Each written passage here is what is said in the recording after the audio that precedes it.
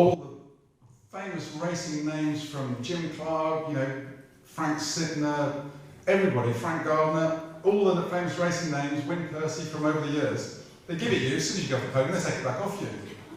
And you'll go to about 5 different events, but they give you the trophy and take it straight back off you again. But you get a little one to keep, but not exactly the same. But it's the special thing is seeing your name on the side. I guess when you've won as many races as you have, as many championships, you almost get to learn about this dip, though, don't you? Because you're aware of it now. You know that business has to carry on as normal. You know that tomorrow will be another work day. Well, life is what you make of it, and you know, that's where it becomes. That's your drive. That's made me really respect the likes of Schumacher and co. That they can keep their passion, keep their drive, you know, and keep their hunger and their enthusiasm when they've won. You know, Vettel 4 World Championships, Schumacher 7 World Championships, and they kept that hunger. And it's not as though I'm not as fortunate as they are that I haven't made multi-millions out of it, and it's still a good job for me. They've got how many tens of millions in the bank, and it's to keep that drive when you've still got that, but it's the purpose you keep on living, it's the purpose you keep on getting up in the morning. I've asked you about your best race. It would only be fair at this point to ask you about the worst. Which race left you the most angry at the end of it? I mean, when you look back at all those races, was there a race when you were truly despairing, when you just felt that nothing could get any worse? Well, I can tell you 2 stories here. One was my worst race. You know, you all take risks, and we were racing the Type R, last Type R Civic with a new turbo engine back in 11. Last year I won the championship, and there was a bit of an unwritten rule that we could, if we were making a break, me and Gordon, we had to hold station till 3 laps from the end, and then with 3 laps to go we could race. It was open season, anything goes, and we were up in park, and we were running nose to tail. I was right in his tail, and we were clear of the field, no problem. Plato was running around in 3rd place, but our cars were so much faster in a straight line, we could do it, no problem. And it was a drying track, so there was a dry line, and it was a bit damp offline. And I was sort of eyeing him up. He was quicker in the first half of the circuit, I was quicker in the second half of the circuit. Anyway, I get a run through Druids on the last lap, coming down to Lodge, last corner, last lap. And I checked the inside out a couple of times on the laps prior, and I thought there's some grip there. We had a bit more bias back to the rear brakes, and I thought, right, last corner, last lap, I'm going to have it. And I did, straight in the door. And I took us both out into the gravel. Plater comes through, and all the Honda guys are over the pit wall waiting for this 1-2 finish. We got 200 guests there, including the MD, the PR director, the marketing director, and the 200 Honda guests, and to see Jason Plato win the race. And it was. What did Flash say to you? Not a lot. It was because we'd had a good year at that point. We finished on the podium a lot. So my little girl, who would be about 2 at that point, was just learning. She was learning to speak, and I went back to after seeing Flash and the guys in the truck. I went back to my motorhome, and I got my head in my hands, and I was on my own now, thinking, "Oh Christ, what have I done now?" And my little girl, my wife opens the door. My little girl walks in, and the only word she got to speak is because she was used to seeing me on the podium. My wife had taught her to say, "Well done, Daddy."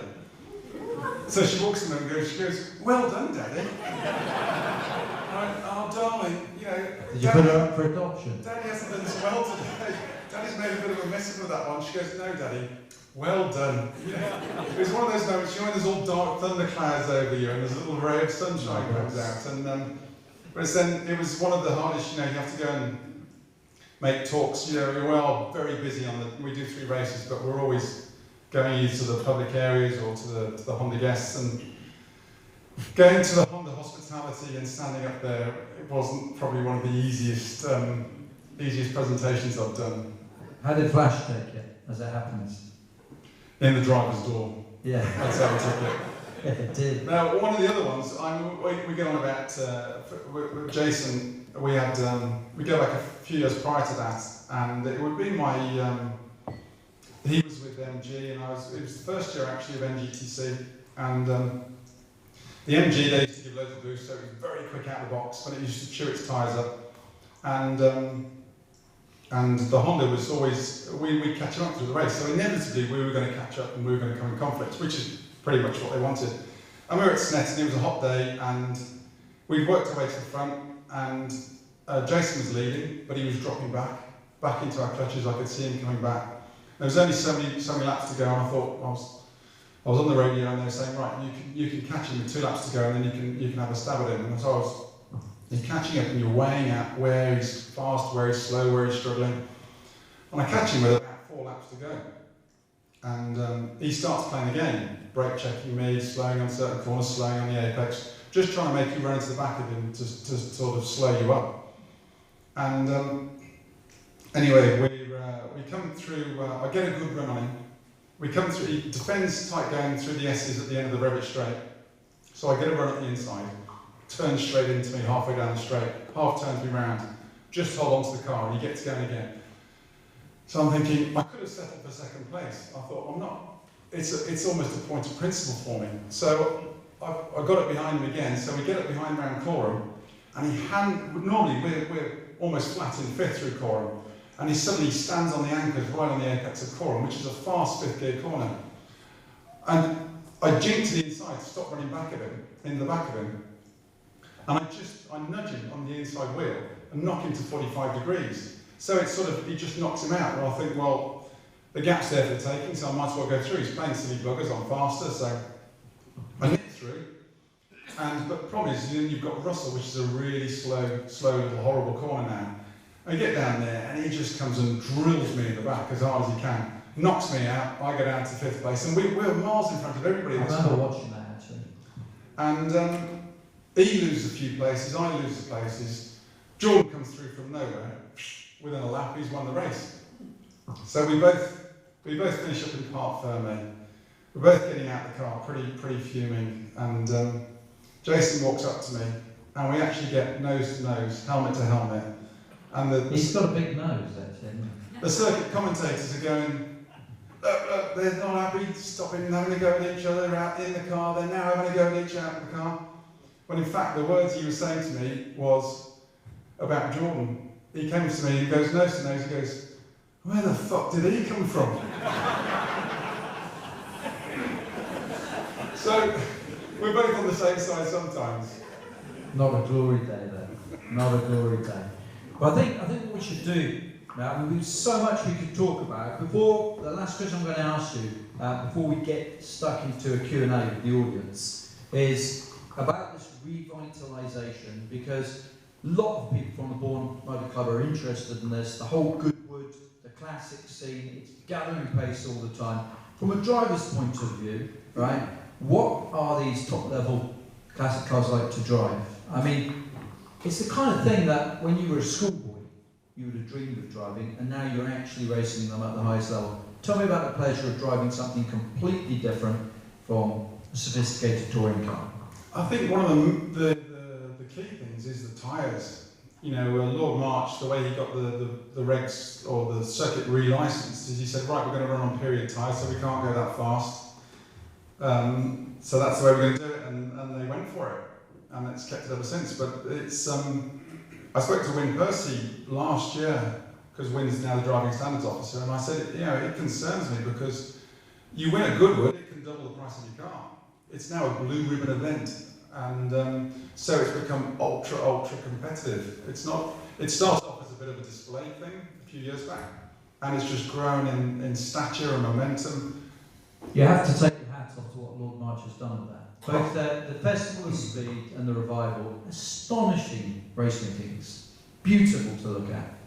Yeah, it's when I drove for Honda back in 2003, and the PR director of Arena Motorsport then was a guy called James Gilby, who was he was actually the squidgy in the squidgy tapes with Lady Di.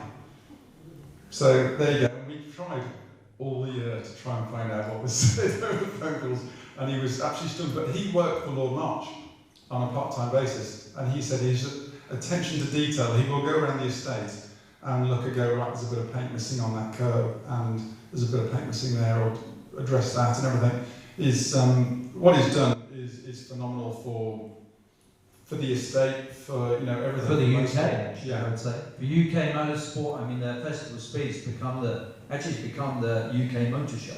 No question, it's taken more seriously by manufacturers and better supported. It killed the UK motor show. And in a way, rightly so, because although it's relatively expensive per ticket, it's a much better way to look at modern production cars in that setting with all the racing going on than queuing up at the NEC or XL. I think it's a fabulous job. Well, I said to Steve on the way down, if Goodwood Revival, if you've never been there, you have to go. It is like walking into Disneyland, because nothing is left to chance. You are going back into a time warp. It is absolutely phenomenal, and I say that as a competitor, as a fan, as an enthusiast. And you walk around, and the examples of the cars and everything that's there is just absolutely jaw-dropping. And I think for a lot of people, it echoes back to almost a better time. A time when the cars were noisy, they smoked and they slid. It's really evocative. Yeah, I had the pleasure of driving a Chevrolet Camaro at the Goodwood members meeting a couple of weeks back, and I went to Donington to test it for a day before I drove it at Goodwood, and they fired it up when I was stood next to it. I jumped 6 inches into the air because it's so loud. We're all restricted these days with noise regulations here, there, and everywhere. And I think there was something in the regs saying all cars must be unsilenced at Goodwood, which was fantastic to see when we all have, this many decibel limits everywhere. So we did rather well in that car. Does it take very long to switch off your touring car head and switch over to your 1960s head? It takes a few laps because again, it's about the tyres. Because we've got the cars, the touring cars we're running now. I liken them to a Formula 3 car. They're so much grip, and you can be so aggressive in them. They're phenomenal pieces of kit to drive, but that era is stuck. It is an era which those cars will never be created again at the Goodwood era, and the cars we're racing today will never. You need engine guys there, you need chassis guys there, and they're very temperamental. They need constant maintenance. They will never be, they're running super touring in historics. But how long for? Because they're quite delicate things, they're having a bit of a run at the moment. Those super touring cars were running in the late 90s. Back then they were £500,000 each to build. £500,000 each for a touring car. You can't run that as a privateer for too long. You can run off spare parts and everything, but everything's bespoke made. The wheels were £2,500 each 20 years ago. Okay, so that's not going to be practical for people to run on a realistic budget or without all that skill set. People are running them at the moment to a level, but it's how I'm for. But I think we're going back to some of the chaps I was talking to earlier. When you've got the butterflies and the jets, the carburetors and everything, you can tinker with it. If it doesn't work, you can take it apart and fix it. You don't need a guy with a computer who's got to tinker with it and sort of try and figure it out, and the graphs and all the maps and all that sort of stuff. That's overcomplicated. But when we went to I've been to the Festival of Speed a fair few times, and I've been asked all the cars down here, because you see this from that championship, and I've been asked many times, which car would you love to drive? And I've looked, and I've seriously contemplated, and I've always come back to the car I've been there demonstrating, which is my latest touring car. Because we are so spoilt now, because the cars are just beautiful. The way they're put together, the way they are to drive, they are phenomenal pieces of kit, the modern day touring cars, which we're running with. And it makes me feel very lucky to be in this era, this latest era. And I'm always excited about driving. They say, what's your favourite car? And I went, it's the next one. Because it's so exciting to get in it and develop it. We ran the Type R, we're running the Type R this year. Okay, we've started this year. But it's developing it, and it's seeing it progress. And that's what excites me. It's working with the team to sort of achieve the goal at the end. And if the wins come, the wins come. What a great attitude. Now I think at this point, as we don't have too much more time left, we could ask for the lights to go up. And ladies and gentlemen, Not many opportunities to get up close and personal with a young man with 3 British Touring Car Championship victories, 3 titles under his belt, I should say, and 54 victories. But you don't just have to ask Matt, ladies and gentlemen, about racing bits and pieces. He's happy to take questions about anything that you might like to know about Mr. Matt Neal, race driver, family man, you name it. I'm sure we'll be happy to answer it, especially as this has all been recorded. Down at the front, this young man. Matt, who's the driver you most look up to, or who's been a hero of yours over the years? When I was younger, I was a Mansell, he was a Brummie. Nigel Mansell really got me going, seeing him race. And the reason for that is because he was a fighter. He wasn't always in the best car, but he would always wring its neck, and he always got out like he'd given everything. And there was Nigel Mansell in Formula One, and there was Steve Soper, because he was the same. He was an absolute fighter. The likeness the BMW boss Cardfell used for him was exactly right, and he was just, his work ethic was second to none, and he didn't mind being the bridesmaid and making things happen, and he won championships for BMW world over.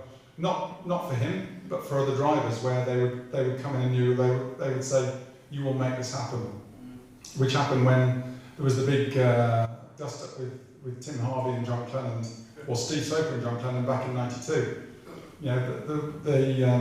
The bosses from Motorsport came over and they got all the BMW drivers in the office before the race, and they said, "We will be champion this evening, and you lot will make it happen." And that was Steve. So why hook up by crook? Ladies and gentlemen, questions from down the front again. I'll come to the back there, sir, in a second for you. Down here, what's your question, sir? What other hobbies do you have outside of motorsport? Hobbies outside of motorsport, man. I used to be very into martial arts until I started breaking too many things. And does Plato know that before he starts? He did actually. Did he? Yeah, that's why you left his helmet on. Okay. No, I was very into martial arts. I found it very good, just for focus, balance, flexibility, because a lot of the drivers, we all struggle with, you get anyone who's done it long enough, even normal sized people, we all struggle with our backs, because you get strapped into a car and your back's sort of curved, and then you just get bounced along. If you've been doing it for 20 years, your back gets to be a bit of a mess, and I found the stretching and flexibility side of martial arts very, very good. Then just general fitness and just biking, a lot of things with speed. And I used to do a lot of motocross, still green laning with Tim Harvey. I could tell you a few funny stories about him, actually. Do you want to hear one about him? Because Tim's been here, hasn't he, Tim Harvey? Tim Harvey, his nickname amongst his friends is the Buffet Slayer, because if he sees it, he'll eat it. And but what goes in has to come out as well, doesn't it? So he has a terrible problem with flatulence. And we used to go on these biking weekends to Isle of Man and wherever, France. And he used to do it highly easy. We were on one biking weekend, and he left his underpants on the floor, and they got the worst skid marks you've ever seen. Oh, mate, ladies and gentlemen, you never look at Tim Harvey quite the same way again. Physics report. Let me finish this one gets better. And I said, it has to get better. Don't you wipe your arse or anything? And he goes, yeah, don't, everybody does that. I said, no, they don't. So every night when we're on a trip after that, I used to leave them on my pillow. Because he thought it was funny. But then, I'd like to say I had him back, but he had himself back, because we were at Croft about 4 years ago and 5 years ago. And Tim was running in Porsches then. He was winning in Porsche. He was doing really well. Anyway, he was leading the championship, and the Porsche's in the outer paddock, and the toilet block at Croft is pretty far away.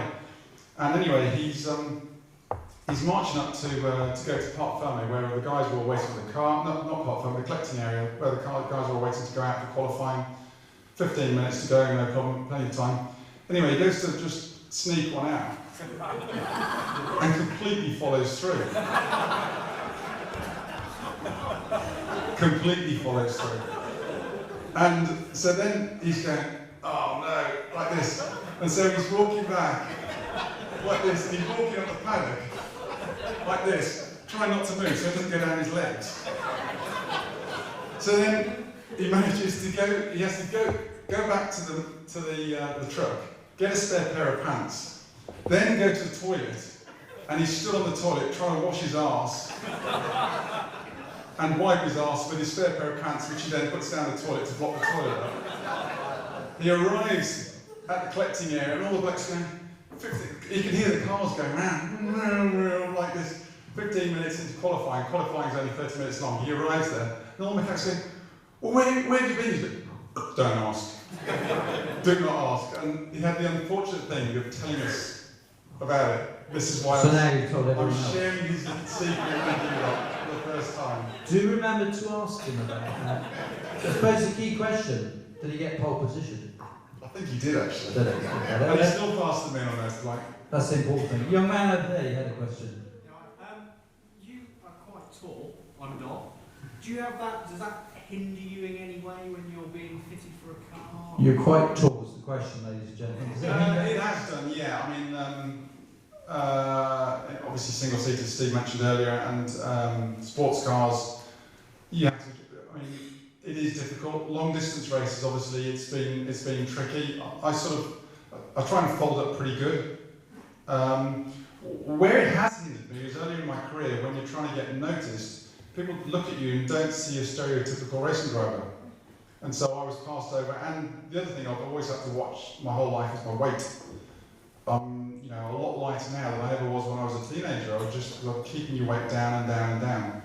And it's a big battle all the time because your weight will, we weigh fuel into the car. We measure fuel into the cars in weight, in kilos, literally down to half a kilo. And so me gaining or losing half a kilo is a big deal. So yes, no, and yes, really, are the main things. So is there anything that you've wanted to get into you couldn't because of your size? there was a little 5'2" thing. That's not that. We're filming this. Mrs. Beck standing in front of you. Actually, there was a driver in World Touring Cars this year I've just started coaching actually, so you better do better now. A Serbian driver called Dusan Borkovic, charming guy, and he is 6'9", and he drove a Chevrolet last year built by RML, and they had to modify it a little bit for him, but he fitted in fine. He's actually very quick, and he's driving a Honda this year, and he's struggling to get in it actually. But it's when you see him and his wife is 6'6", and God knows what the kids will be like. I think it's funny to see Bernie Ecclestone and his wife. We quite enjoy seeing that. We've limited time now, ladies and gentlemen. Any more down there, sir? Thank you. Did you know the Type R was going to be quick as soon as you got in it? Did you know, anyone did that? Did you know the Type R was going to be quick as soon as you got in it? By the nature of the regulations, you know you're going to be somewhere close. The problem is it is very close. I mean, it's actually not as right as we'd like it to be, or yet. Yeah, like when we went from the hatch to the Tourer, we thought it was going to be very close because it's ostensibly the same floor plan, and it was completely different, and it shocked us. We thought the Type R was going to be pretty similar again because it's the same floor plan, and it's completely different again. At the moment it's very nervous, very on its toes, and it's a bit of a handful at the moment. So we've got a bit more work to do, but that excites me because if we can get the results we did with the car as it is, then when we get some more weather, we get some mileage under our belt, that's exciting. All I've got to do is deal with the Scottish man then. You know, I have to say, you've got a great relationship with him actually, haven't you? I rarely see more relaxed teammates. In terms of personally, you seem to get on really well. Yeah, it's funny, they always say, your best friend is your teammate, your worst enemy is your teammate, and you always look for weaknesses. And I had a teammate, Danny Eves, back in the Integras, and we were sharing a room at we were away testing somewhere, and I saw him walking from the bathroom, and I noticed he'd got webbed toes. I said, it's the man with the You've done Tim Harvey, and now you're doing poor. No, so Danny Eves. Right. He's done for. But then, foolishly, he let me take photos of them, didn't he?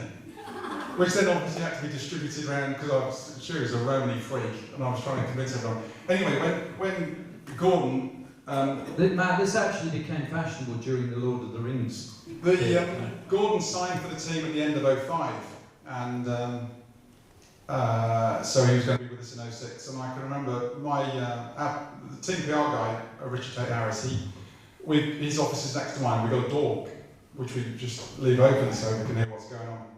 And I could hear him on the phone to him saying, just trying to find out more about him, because getting in with the sponsors and all this sort of stuff. And he's going, well, you know, what's your hobbies, what's this? And he says, have you got a nickname? And Gordon goes, well, no, not really. He says, some of the lads at Knockhill used to call me Garden Shed. And Tatey goes, Garden Shed? I went, Garden Shed? And it just sprung into my head, Flash. Right, his nickname's Flash. And so we went for a load of test days, and I think Tatey called him over the phone and he just ignored it. And we went to a load of test days, and as soon as I saw him, I went, all right, Flash. And he just looked at me like I was stupid, and ignored me. And I could see, I just kept on calling him, and I could see he was really, really uncomfortable with it. So that made me call it more, didn't it? And then the overalls were getting made, and I managed to convince the guys designing the overalls to put Flash on his overalls. I thought, you've got to get a real skin early, haven't you? But actually... It shot you in the foot because it worked in his favour now. He's a great bloke, and I couldn't imagine anybody who's grown into a nickname more than he has, you know, with that name, and he's phenomenal. He's, as a teammate, he's great fun, and he's spectacular to watch. And to have driving for you as a team. Well, a quick driver keeps you honest, I would think, all the time. Yeah, the sod's got an uncanny habit of beating me these days, but or being fast than me. But hey, yeah, if I do get to a point where I hang my helmet up, there's no one more I'd want driving one of our cars and racing for us. Perfect. At the back there, guys, because I noticed that I'm not looking far, but there's a phone there, sir. Jason Plato on the phone for you, is that all right? Jay! It's been a while, good to talk with you. Any questions at the back there, guys? I don't want to miss anybody out who's... Okay, have we got any more questions from our audience? Oh, don't be shy. It's all closed behind these walls. On the last meeting, it was said that the car you was racing could not be bought to run on the road. What do they mean about that? I thought there had to be a car that you could run on the road. Okay, let me just say, because anyone didn't hear that. It said at the last meeting that the car that Matt's racing can't be run on the road, and the gentleman thought that touring cars regulations meant that it had to be a road legal car. Yeah, they have to make, I think in the rules it's 2,000 or 2,500 in 12 months. What I think they were trying to say, which might not have come out well, was you can't buy it at the moment. Because it's the Type R, and you can't get one till about June. But as long as they make 2,000 within the following 12 months, then we're allowed to race it. They don't have to be made before you have them. No. And if you're an MG, they only make about 800, sell about 800 a year anyway. So they sort of turn a bit of a blind eye when it suits them. Final chance, ladies and gentlemen, to get... Another thing, who does your engines for you? Please. One of the best in the business, Neil Brown Engineering. So, yeah. He comes from the right town, doesn't he? He does, and he has done ever since we've been Honda. I see, yeah. And he's... Do you know what's terrifying for me about him, Matt, is I'm going to be racing against him in the HSCC because he's built one of his bloody engines and put it in there. I wouldn't worry about his engines if you're racing against him. He's absolutely crazy behind the wheel, so I'd race with him. It's going to be that bad, is it? Well, ladies and gentlemen, you have been a fantastic audience. Bourne Motor Club, thanks for inviting us down here. I'm sure Matt will be happy to sign any autographs before we disappear. He's my chauffeur back to Silverstone, so I'm expecting the world's fastest ride home tonight. But, ladies and gentlemen, you know him from his television. You met him here tonight. One more time, Mr. Matt Neal.